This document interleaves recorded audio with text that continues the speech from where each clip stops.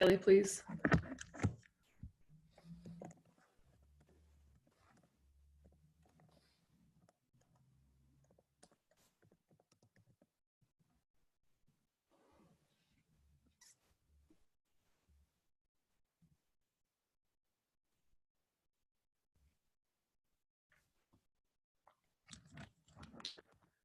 Okay, hi everyone. It's great to have you all here today.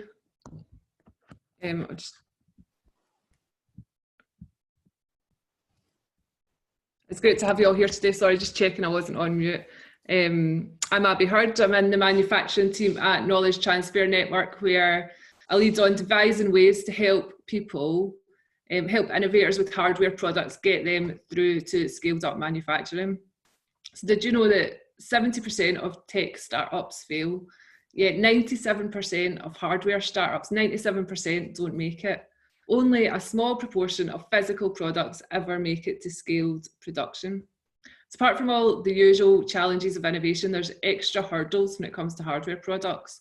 With hardware, there's extra dependency on third-party relationships, a diverse range of skills and knowledge is required, and significant investment is needed upfront. So in partnership with Product Design Scotland and today HAX, through this event and through the wider Navigating the Design to Manufacture Journey series, we are running this event in parallel.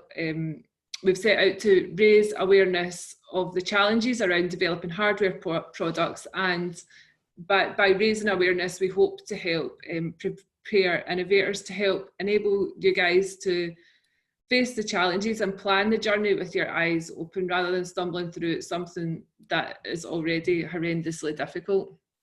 So we've made it our mission the past few months to bring together the best minds and the most experienced leaders in navigating the design to manufacture journey. So those who have travelled the path, or at least certain aspects of this path many times. So today we've got an event that breaks the format of our series a little bit. So rather than a presentation, I think we've got something that really is warranted. We've got an extended Q&A with Alan Clayton from HAX. And Alan, I think it's safe to say, has travelled this path start to end more than most. His depth and breadth of experience in this area is pretty unparalleled. Having been with HAX from the start, he's supported around 250 hardware startups, I think. So I know I'm really excited about hearing his perspective. At KTN, we make connections and challenge thinking to support this process in quite a light touch way relative to how HAX tackle it. And in terms of travelling this journey with companies and being really immersed in their experiences, Alan's knowledge is really rich, and I'm really pleased that we get to share that with you today. So I'm going to hand over to my co-host, Ali McInroy, just now, who is CEO for Technology Scotland, and then we're going to get stuck into the Q&A session with Alan. Over to you, Ali. Yeah, thanks, Abby, and morning, everyone. A warm welcome from me as well. As Abby mentioned, I'm Ali McInroy. I'm the Chief Exec at Technology Scotland. We are an industry association for Scotland's enabling technology sector, and we run a number of networks underneath that Technology Scotland banner, one of which is Product Design Scotland, and that's the hat I guess I'm wearing today in terms of co-hosting this session. Product Design Scotland is it's about a year and a half old now, and was set up, as the name would suggest, to support the product design sector in Scotland, and we were interested in creating that for two main reasons. One, there is a vibrant product design sector in Scotland that we felt was worth shouting about, both through the design consultancies and in-house design functions, and also that we recognised more broadly the value of design. Through Technology Scotland, we work every day with highly innovative companies who do amazing things and create some amazing technologies applicable across all sorts of different networks.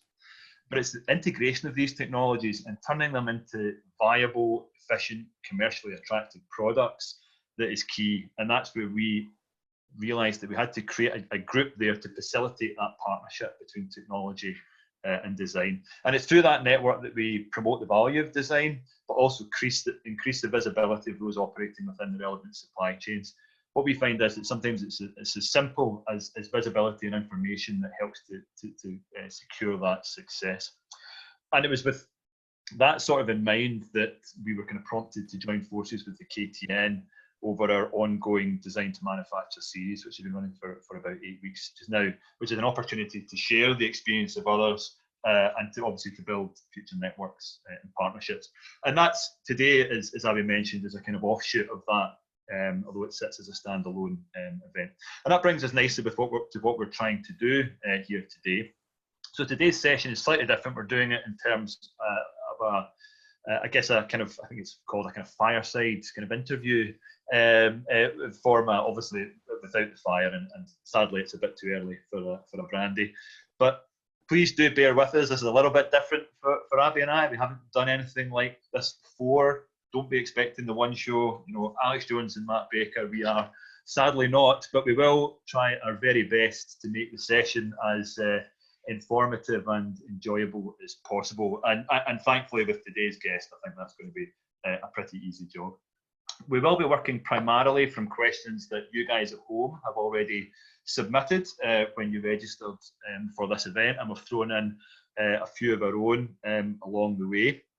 But we would continue to welcome questions from you guys at home at any stage throughout the interview. Please submit these using the Q&A functionality at the bottom of the screen, and we'll try and interject those whenever we can at the relevant points through the interview. Any questions we don't get round to, and inevitably there will be some, we will try and follow up with you on that. Okay, so that's kind of housekeeping bits. That allows me now to welcome our guests. I'm very excited to welcome Alan Clayton, who's a startup coach and roaming mentor at SOSV. So Alan works across all of SOSV's accelerators, but focuses much of his time on HAX growth companies, growing hardware distribution and sales networks. Alan has a very varied background in marketing, logistics, coaching, and over 20 years experience working on his own startup ventures. But he's also founded and mentored, as Abby mentioned, over 200 startups across the globe. He's delivered the Entrepreneurial Mindset Programme to startups of all types, and serves on Enterprise Ireland as a mentor on their mentor team, coaching companies across multiple sectors, including that of technology. So it's with that background you can understand why we're so delighted to have Alan with us, and the fact that he's agreed to share some of that knowledge and experience of what he can in 50 minutes. So Alan, welcome. Thank you again for joining us.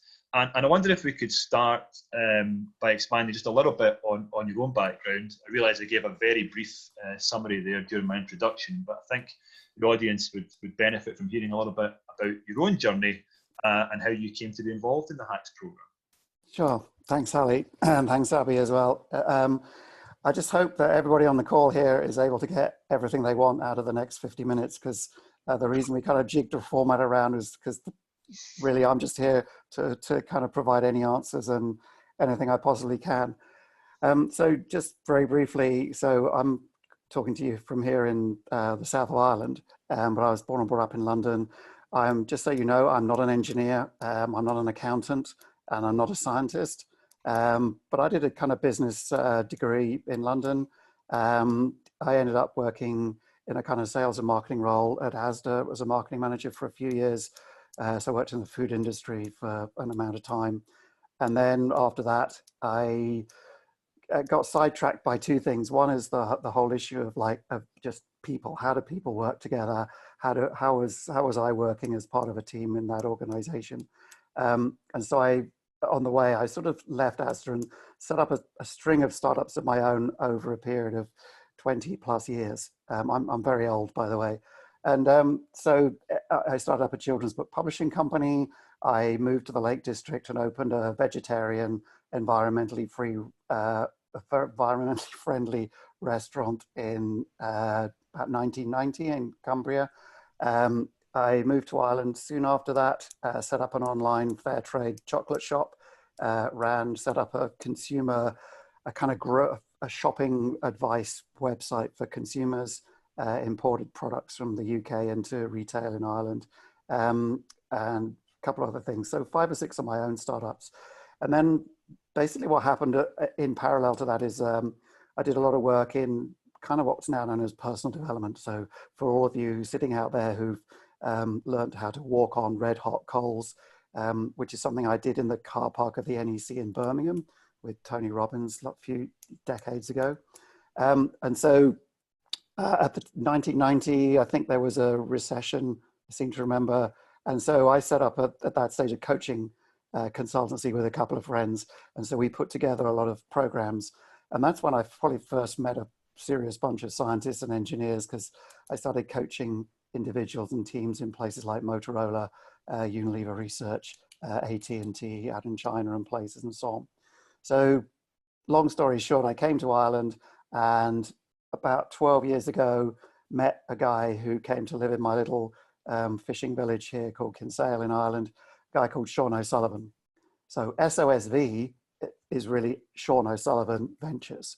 And Sean was the founder of a company called MapInfo a few years ago, which IPO'd for a couple of $100 million, which became the fund now known as SOSV. So I've worked for Sean. Sean employed me. He actually invested in a food startup that I began about 14 years ago when I first met him. And then when SOS Ventures decided to start running accelerator programs, I joined that startup basically to provide two things. One is a whole bunch of this kind of coaching in terms of building teams. And secondly, with the practical experience I'd had in logistics and sales and marketing and retail and so on, which particularly is helpful for some of the hardware companies. So that's me. SOSV started running programs 10, 12 years ago. The first program we ran was for software teams only. It was runs out of Shanghai in China, because there were already accelerator programs in the States and in Europe doing similar things. So we didn't want to copy them. And then what happened, which is directly relevant now to the HAX program, is that because we were the only program physically located in China, people from around the world started to apply to the program saying, could you help us build a drone or a robot or some kind of smart glasses? Basically, could you help us build a hardware product? And we said, no, we can't do that. But basically that was the inspiration for HAX. So HAX, which as you know, is the world's first and still largest hardware accelerator, was a result of consumer demand. But it didn't make sense to set up a hardware program in Shanghai, lovely city though it is. Shenzhen clearly is the place to go and do that. The only place really 6 or 7 years ago. And so that's how HAX got created, got set up in Shenzhen, where it still is now. I think we just moved about 6 months ago to our 4th office in that space. The space has had to expand every year and a bit. And that's really how the HAX program got set up. So, we invest obviously in companies from anywhere around the world. There's a guy, Cyril Ebersweiler, some of you may have heard of. Cyril was kind of the founder, program director of HAX. He's French. And I remember him telling me when we looked at this kind of global hardware market, he said, all you really need to know, Alan, is that basically we make stuff here in China and we sell stuff to the US. That's all anybody needs to care about. So for you, me, everybody on this call in Europe, from a hardware point of view, we're a backwater in lots of ways, which is obviously not something we would go along and agree with. But that's really how the program sort of started. That's a bit of background about how I came to be involved. So as Abby also said, SOSV has just invested in its 1,000th startup over the last 10 years. So as well as HAX and the China Accelerator Software Program, we've also started investing a lot in life sciences and biotech, because in the same way that hardware has become cheaper and so on to invest in and to start setting up businesses, biotech has gone down the same route. So with the invention of CRISPR technology and so on, and the kind of low cost of data processing and setting up software projects, that is another huge area that we believe has a great future. So life sciences and biotech accelerators we run as well. And I work across all of that.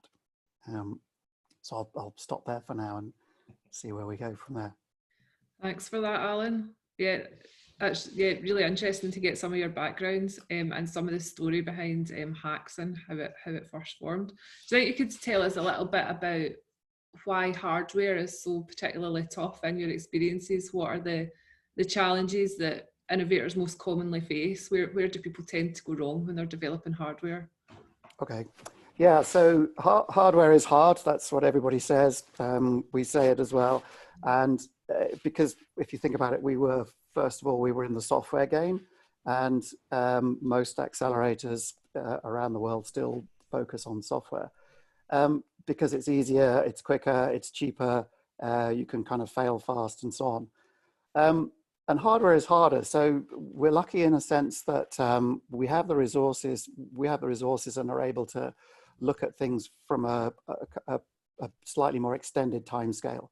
So, you know, Sean, who's our founder, wouldn't be coming to look for his investment, a return on his investment after 3 years or even 5 years particularly, but more like 7 years. And we knew when we started the hardware program that hardware just takes longer. So typically, if a company comes to the program with I mean, in the early days, you could have come with a few drawings on the back of a serviette or a cigarette packet, and you'd have probably got in. Nowadays, you probably have to come with a kind of looks like and a works like prototype and a team of 2, 3, maybe 4 people with a diverse set of talents who can probably make it happen. But that process is going to take from there, in my experience, like a couple of years to become a product, whether it's a consumer product or a medical device or anything else for that matter. It's going to probably take a couple of years to have something where you might be manufacturing your first 100,000 or 1,000 or whatever, your first batch, your first production batch of your product seems to take a couple of years. In some cases, it takes a lot longer. We've got teams who've taken, I don't know, 3 years, maybe even longer than that, or teams who've produced their first product, and then figured out that actually there's a far better option for version 2, and then they spend another year or 2 launching like the next iteration of the original project. When teams come to the program, so the application process is pretty simple. You come along with a team, an idea, some forecast for the amazing numbers of millions of dollars of sales that you pretty convinced you can generate.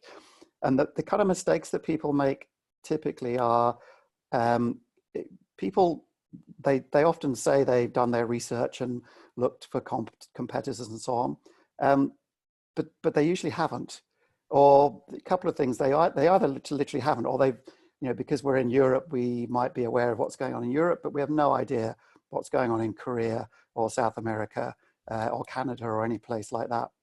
And, you know, we live in a global village, which, as we all know from this kind of virus situation, is getting smaller by the day. So people really need to make sure that they think of themselves as global entrepreneurs from the minute they even dare to have an idea. And the second challenge with the competition idea is that people sometimes don't look broadly enough at the kind of, if you think about the benefits that your product is intended to provide, people should realize that there are probably more current solutions or current ways of generating those benefits for themselves other than the typical type of device or product that people are working on. So there are many solutions to people's problems other than just the particular category of product that people might be working on. And the other mistakes that people make is like the first thing that we always say to people, and most people on this call have heard it a million times: things take twice as long as you think, and they cost twice as much as you think. And I mean, we say that to everybody. We all listen to that wise advice, and then we usually generally ignore it because entrepreneurs are by nature optimistic. And so even though intellectually they understand this thing could take a year, they're pretty convinced that if they try hard enough, they could probably do it in 6 months. So those are a couple of examples of like mistakes or things that people make. Yeah, that's really helpful, Alan. Thanks for that. Yeah. Do you think one of the questions that was submitted in the run up to the event as people were registering was around your whole brain startup methodology? Do you think you could give us a quick overview of that? Yeah. So, I mean, as you're all aware, one of the things that investors look for, the product is definitely not the most important thing that an investor looks for, because the product can change. And the whole purpose of running a program like HAX is to help people change it. And so the most important thing is the team, is the people, because they are not going to change. They're not going away. Hopefully they've signed up for a life of entrepreneurship. And so key part of my role is to try and work with the individuals, the teams, and help them work together, and as individuals become as effective as they can.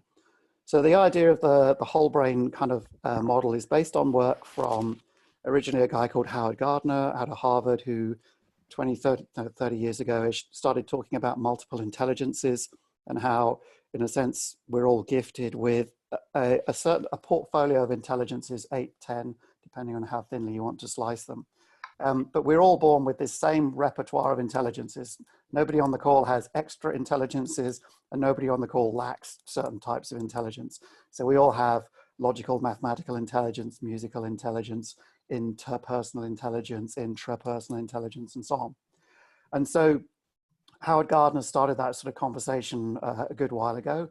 And then a guy called Ned Herrmann, who was the head of education at GE back in the 80s and 90s, he built a tool known as the Herrmann Brain Dominance Instrument, which if you Google it or play around with it, or if you ever come across it, it looks like a personality test, which is something that we all understand.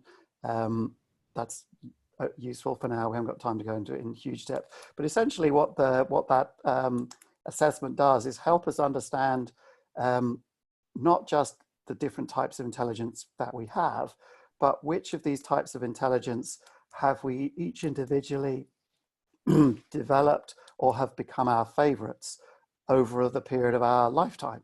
So if everybody thinks about it on the call, we make decisions all day, every day, hundreds of them.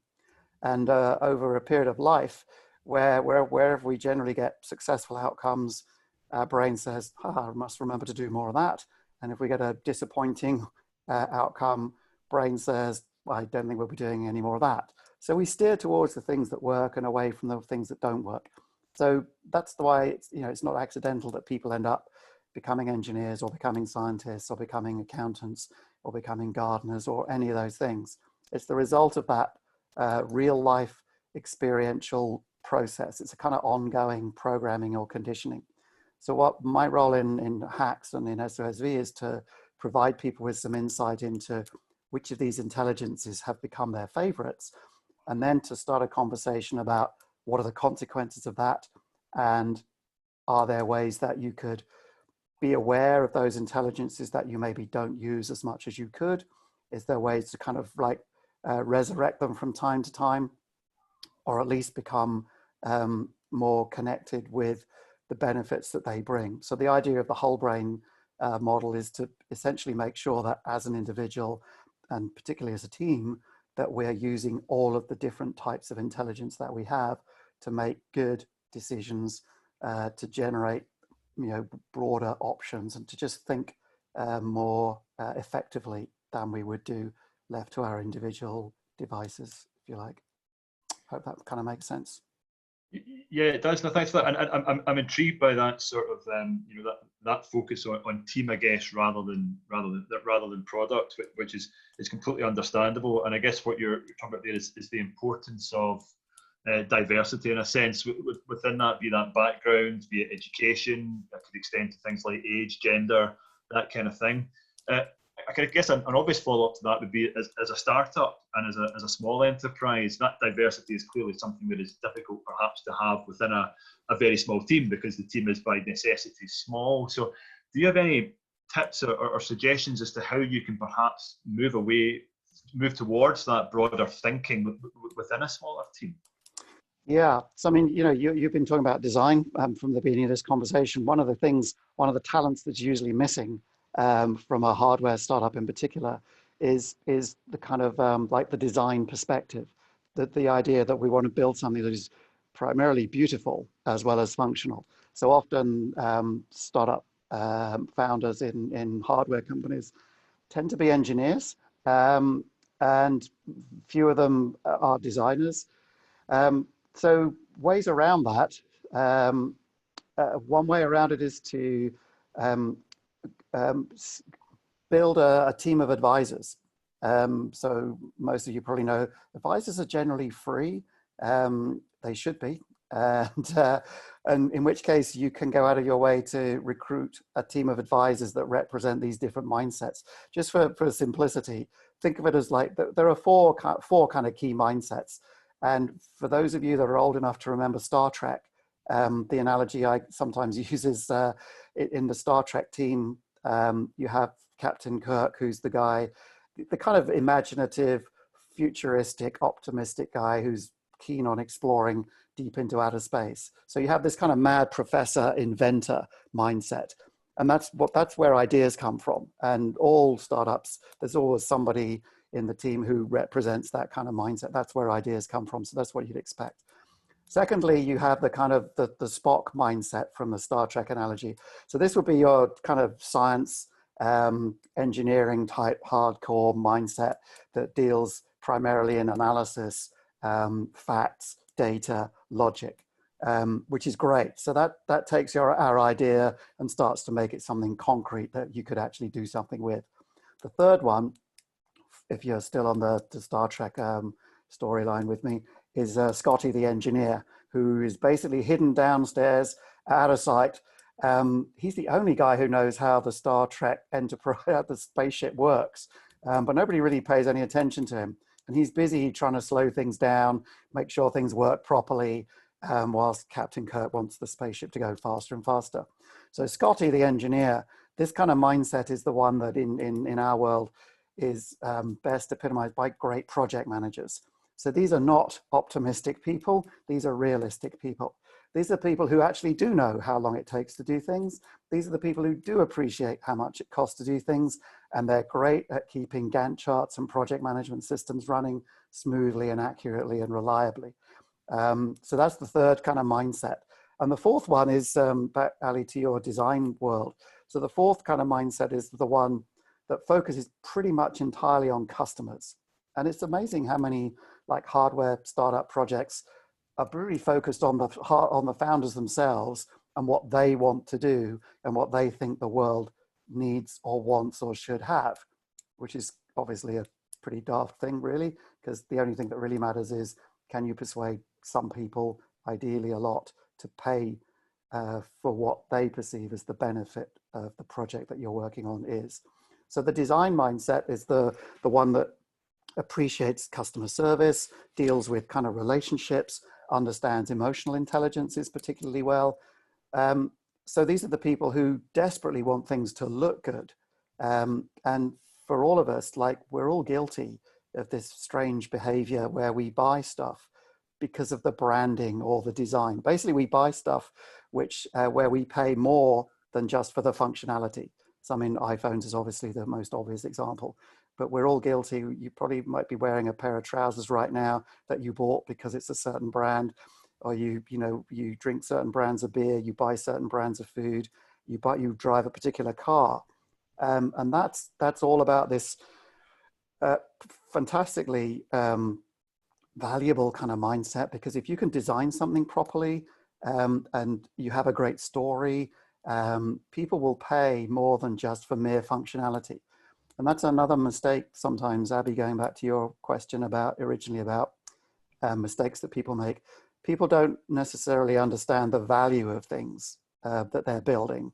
And they also don't understand that if you can build in great design to a product, which arguably costs you no more than building in bad design, the value of that is immeasurable.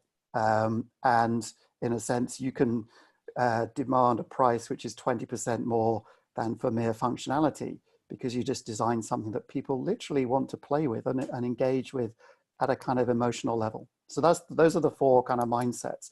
And in the Star Trek movies, just in case, just for completion.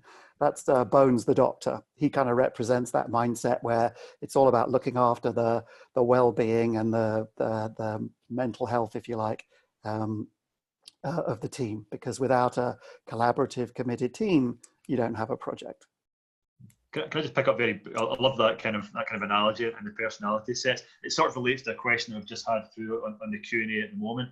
Okay. So in that analogy, that the Captain Kirk is sort of the leader, I guess. And is that how it would typically be? And is there any problems if, for example, a Scotty personality happens to be the leader, if you like, the chief exec or otherwise? And is there a right and wrong answer there, or can different combinations work? So this is, great question. So in a startup, you would expect like the guy with the big idea leads they're the people who get off their asses and decide we're going to set our business and we're going to do this, or let's do this piece of research or whatever. So that's how it starts. The first, arguably the most important person in the team is what's known as the first follower. So if any of you, I don't know if you've seen, there's a great 3-minute video on YouTube called How to Create a Movement. You should watch it, because what it shows, it's a music festival, and there's this lone nutcase basically who stands up in the middle of the field of thousands of people, starts dancing. This is the imaginative founder of this hardware startup, the lone nutcase. And of course, he remains a lone nutcase until one other person stands up. So the first follower comes along and says, yeah, I'll work with you on this project. So in the hardware startup world, that's usually your kind of crazy inventor guy who may have some kind of engineering talent possibly, and then probably another engineer or somebody with a sort of sensible head on their shoulders as well. And what happens after the first follower comes along in the video, a few more come along and everybody gets up dancing. And within 3 minutes in this movie, the whole of the field is up dancing. So basically you created a movement. So you have your first lone nutcase who hopefully doesn't have to go through that for too long. But the first follower is the key player. That's why as an investor, you never invest in a sole founder, because essentially they are a lone nutcase. And we're not in the business of becoming the first follower for thousands and thousands of lone nutcases. But if you can so that's why if 2 or 3 of you come together, well, clearly somebody had an idea and at least 2 people have signed up the rest of their lives to be the first and second followers. So, maybe there is something. That's a really important part of the whole process. So that there isn't a right or wrong person to kickstart the process, but as the team grows, we're not going to have a discussion about leadership today. We could maybe have that some other time, but obviously the team has to work, has to collaborate, has to operate. It also has to relate, has to talk to annoying outside people like suppliers, customers, investors, corporate partners, all those people. So people in the team over time, work to their strengths. And so at the beginning, like the CEO role is going to be a kind of coordinating role. The profiles of all the best CEOs that we've had come through the HAX program tend to be part Bones the Doctor and part Kirk the captain of the spaceship. So they tend to be people who are comfortable and sort of gifted with ideas and people, so they can tell good stories, they can collaborate, they can talk to endless people. You've got to kiss a lot of frogs before you find a prince in the investment world. Somebody has to go through all of that. And more left brain people, more hardcore scientists and engineer type people don't enjoy that process. I'm aware that for everybody who doesn't know what Star Trek is, the last 10 minutes will be completely meaningless. But to be honest, if you don't know who those characters are, I don't know where you've been for your entire life. So I assume that it will be at least somewhat relevant to those at home. Yeah. Okay. And yeah. On you go, Alan. Sorry. No, it's because so it's the crazy inventor, the logical, analytical kind of mindset, the analytic kind of mindset, the systematic, organized, efficient kind of mindset, and the customer service, marketing, people-oriented kind of mindset. Those are the 4 that we're looking for. So getting a team of advisors that represent those different mindsets is one way of overcoming that issue. And then as time goes on, you can obviously recruit people who represent those kind of different mindsets. But that's not something you would do till there's 8 to 10 people in the team, and you know, you're really beginning to kind of scale things up a bit. Yeah, thanks for that, Alan. That's a great analogy. Really, it makes a lot of sense. Yeah, I think we might take a question, one of the live questions that sort of segues in before we move on to talk about some of the market and stuff, or questions around investment. And that's what Sure. approaches have you found successful when trying to speed up hardware problem solving and development? To speed it up, I guess that the simplest answer to that is build a workshop in Shenzhen, which is what we did, because it speeds it up incredibly. So the workshop, I don't know if anyone on the call has been to China or been to Shenzhen. It's a great thing. I mean, you guys, I mean, a lot of universities have partnerships with maybe universities in China. I'm not sure if Innovate UK does it, but certainly people in the UK take people on study tours to Shenzhen, basically, maybe across into Hong Kong for logistical reasons. But the way it speeds it up, like if you're in Shenzhen, like there's a building literally opposite our office, it's about 40 stories high, but the first 10 floors of it are what's known as the Shenzhen, it's SEG, the Shenzhen Engineering Group is the company, but it's a market. It's a massive indoor electronics market. And on each of the 10 floors, there are probably a couple of hundred companies.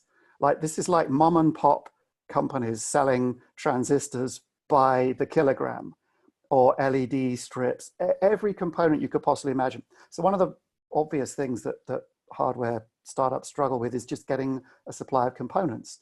And if you're not in the city in the world where most of them are manufactured, it takes forever. Like, probably a lot of people on the call have had experiences buying things on Alibaba and associated websites. So you buy your sensors or whatever it is, they arrive in the post, it's the wrong one, or they don't work. And it just takes, whereas if you're in Shenzhen, you can walk across the road and buy them. It take you like 15 minutes. And in the process, you'll probably find similar or better component parts. People will tell you stories about stuff that's coming out of factories next week. They'll give you, for nothing, they'll give you a few of the kind of previous generation of a particular component, which is probably enough for you to build your prototype with in the first place. So it saves a lot of time and saves a lot of money, massive amounts. I mean, the cost of labor, obviously, in that part of the world, even though it's higher than it used to be, is still considerably cheaper than here. And essentially, you're talking and dealing face to face with the people who do this. So we have people in the team in the office who will go shopping with you in Chinese, which is a fun experience. So time and money is so much better. And also, like suppliers, or when you need a bit of injection molding doing, or you need a bit of I don't know, you need some PCB manufacturing or something done. All of that infrastructure, the ecosystem or the community, is really all there in one place. And you've got companies like Huawei and Foxconn down the road, and a lot of others as well. Yeah, that's really interesting. I guess, like, from a KTN manufacturing point of view, we'd say that, like, the being connected is really important. So that's kind of like the functionality that we provide. That, I guess you're talking about a similar thing, but being located in China. Well, yeah. Manufacturers is key. Right. And also, like, the doing things in a group. So, like, as you guys are, like, having a community, having like-minded people in the room speeds things up so much. Partly because everybody's a little bit competitive. I want to get my thing done before you get yours done. So it just, like we say, like a month in Shenzhen is probably like a year trying to do it from anywhere else in the world. Yeah, I guess there's that peer-to-peer learning as well. People have been through the process that you can absorb there. Yeah, big time. It kind of makes it fun. So people can equally share all their frustrations because they're all the same. and the solutions are shared as well. So yeah, there's huge amounts of benefit in doing that. Yep. Okay. Do you want to take a shot at asking a question, Ali? I don't want to hog them all. Yeah, no, absolutely. So, I mean, I think moving a little bit on now into, because as Abby mentioned, we're going through the process, I guess, and maybe move into the sales and marketing side before we move on to the investment side as well.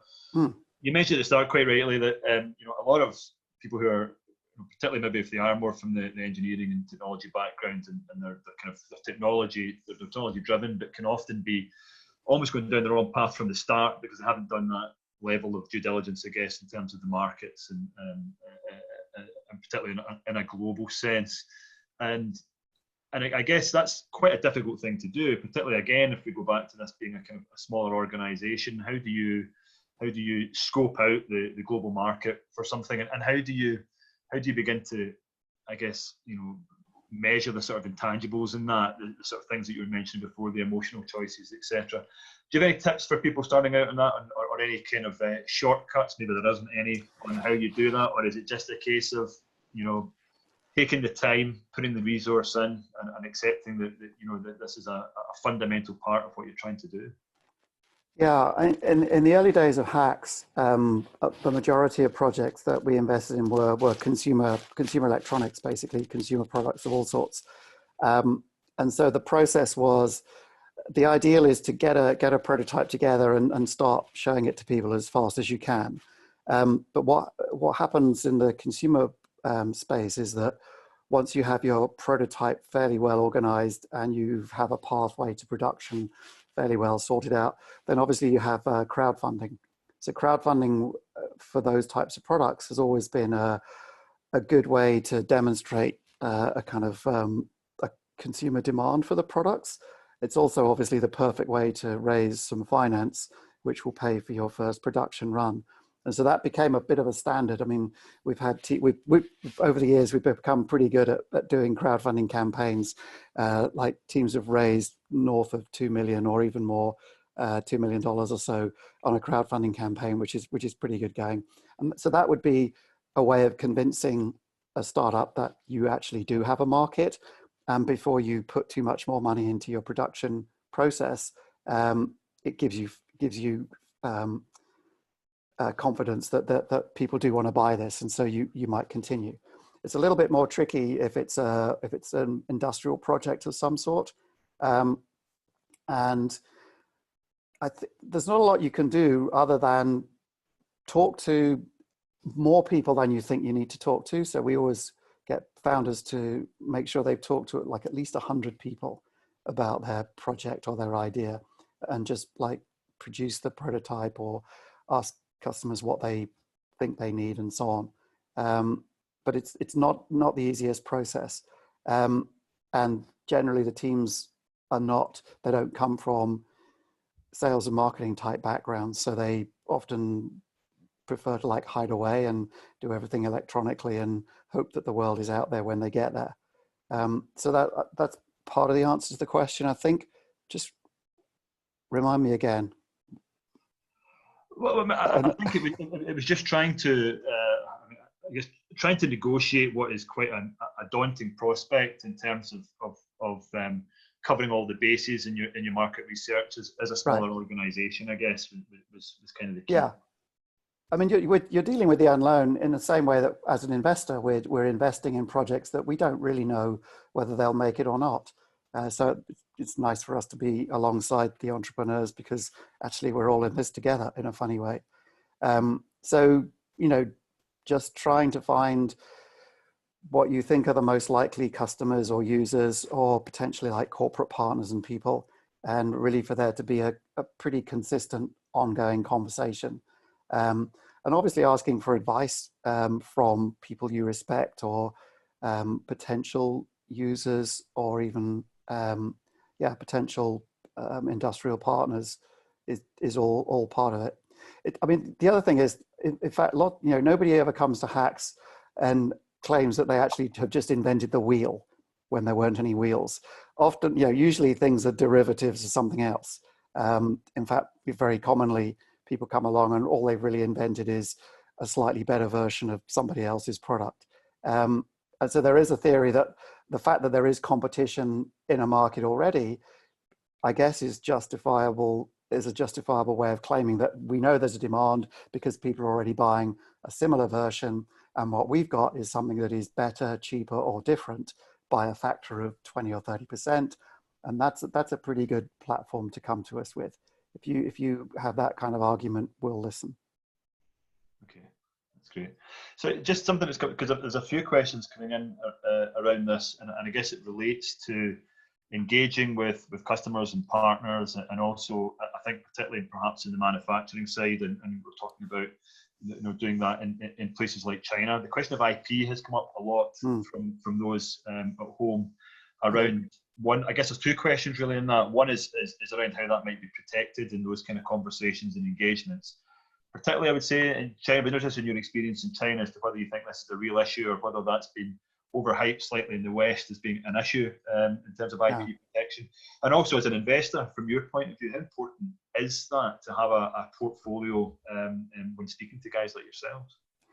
So if people come to us with with a patent that's been applied for or so on, I mean, mostly that's just a sign that these are smart people who are serious about what they're doing. They probably have done their research, and generally that's a good thing. And they've obviously got something which is unique, which is a good thing. I think the kind of the bigger picture answer to the question is IP is interesting and useful and can be important, but it is very much only a small part of the overall picture. Think about it like this. I mean, patents, I mean, I know from my work at Unilever Research over the years, they kind of count for a lot for a short period of time. Most patents are pretty easy to work around. In the world we live in, where technology changes faster and faster, they become redundant far more quickly than they ever used to. It's interesting, like, especially when you talk about the big, the elephant in the room, the China question. The Chinese don't worry about it. Like, what, Huawei doesn't get up every morning, and Jack Ma in his businesses, he doesn't get up every morning and worry about IP for his businesses. He's just getting on, putting products and services out there and getting on with selling them. So it's, to be honest, it's more important to get the product up and running and out there than worry about the IP. And because obviously registering patents is expensive, and it takes a lot of time and resource, which you don't have. So there's I think I said to you when we chatted the other day, in my experience, the single cheapest, best thing to do is put all your drawings and notes in an envelope when you have them, and send them by registered post to yourself, and don't open the envelope when it gets to your house. And that, I know for a fact, stands up in court years later when you're trying to protect the fact that you invented this and it wasn't Huawei's idea all along. It works and it's cheap.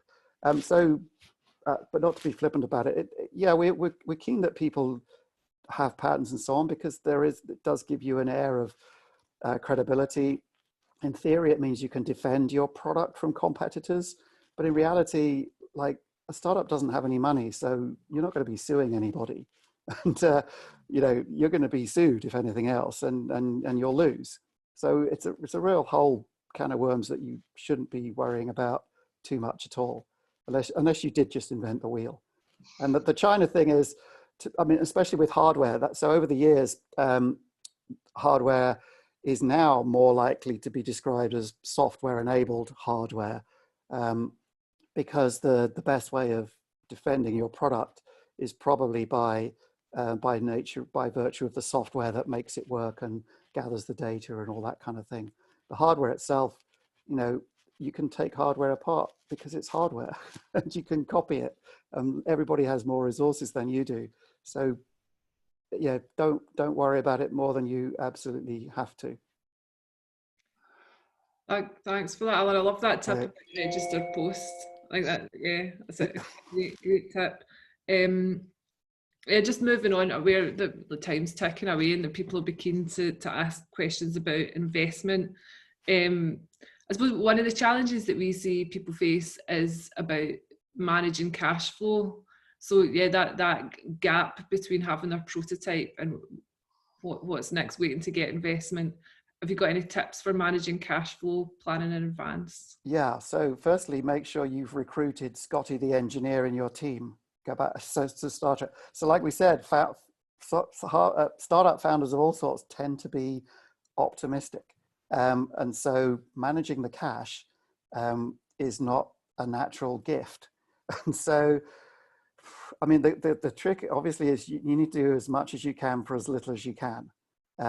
So, you know, even the discussion about investors and advisors, like get advice and get investors or people who will give you more than just cash, because it's worth more than the cash.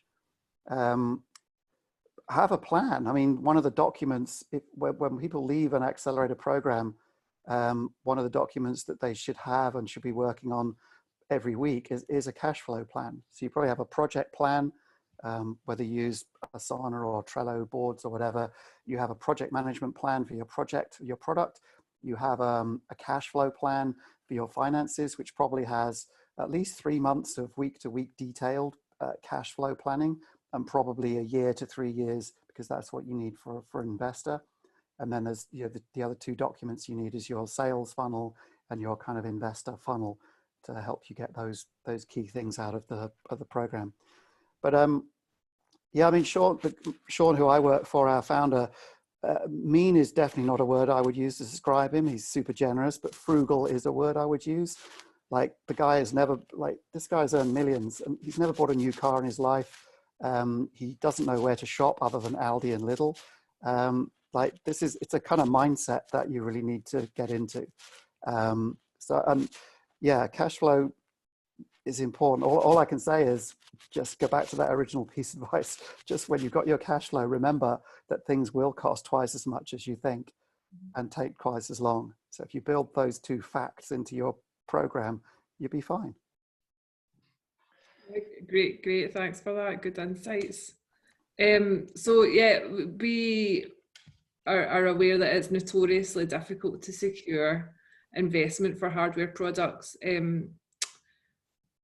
What principles should people use when identifying investment opportunities? What principles do you guys use when identifying investment opportunities? So an opportunity, so if someone comes to us and applies for the investment, we've talked a little bit about the team. That's really super important.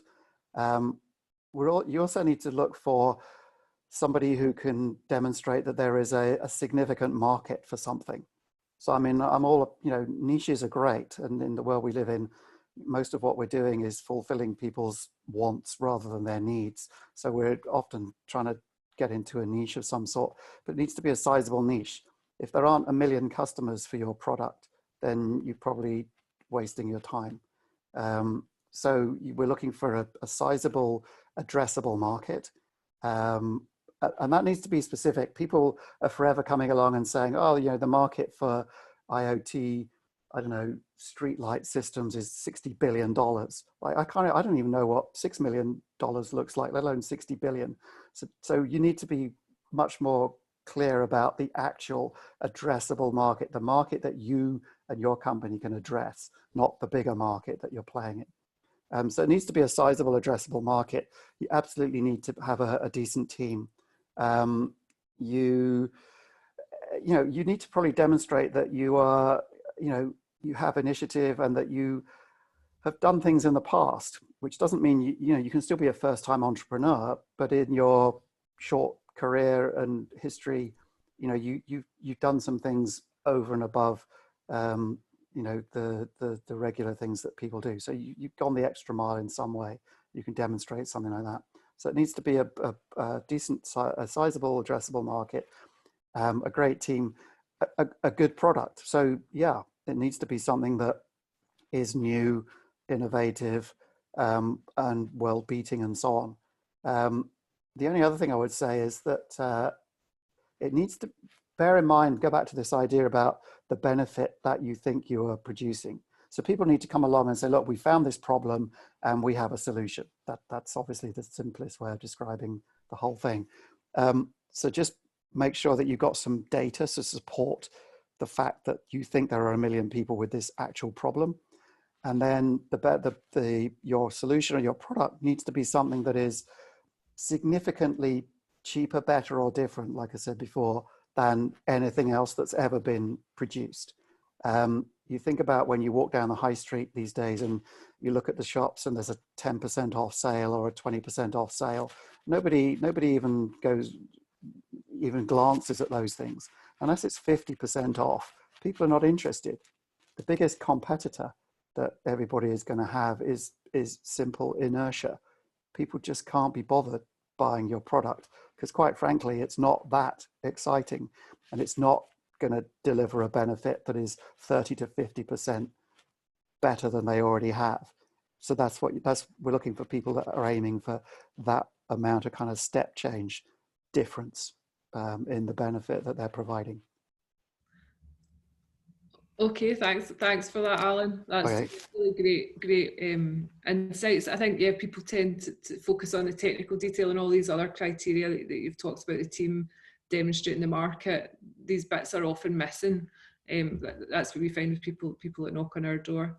I'm just aware that we are running out of time, and I'm a bit regretful we didn't make it longer. Yeah, so do you think just quickly before we close, you could tell us a bit about the HAX program? How can people apply? Sure. Yeah, so it's pretty simple. Google HAX, go online, fill in the application. You have to submit a video. But here's a clue. Probably only 20 to 25% of the companies that come to the program get in through the application process. That seems a strange thing to say. But these days, like, we've been doing this a long time, so we're pretty well aware of where in the world great engineers and hardware startups are to be found. So from time to time, this is exactly the reason why we're having this call, because I've got plenty of things to do with my time. But this is an audience of people that we would love to talk to. So we travel around, we hold events from time to time, not that many. We go to trade shows and so on. So we kind of know where these things are going to be found. So word of mouth, warm introductions. Obviously, we have a whole network of investors who are invested in our own SOSV fund. So they bring teams to our attention and so on. So go online and apply. I'm really happy. You will have my email address. I can answer any other questions that you do have. That's the process. But we don't have cohorts anymore. So I think somebody asked the question, when is the next cohort? So we're in the business of finding companies all day, every day. And we will make investment decisions all day, every day. So we're not nowadays, we used to run cohorts like most programs do. But that meant we kind of missed on opportunities sometimes when the startups were ready to go and we weren't ready. And it also meant that we were unable to allocate all our own in-house resources. So we have a team of like 25 people in the workshops, and if you only have a group gearing up to one big demo day, they were really working 24/7 for 3 weeks of the program and doing nothing in the early days because nobody knew what they were doing.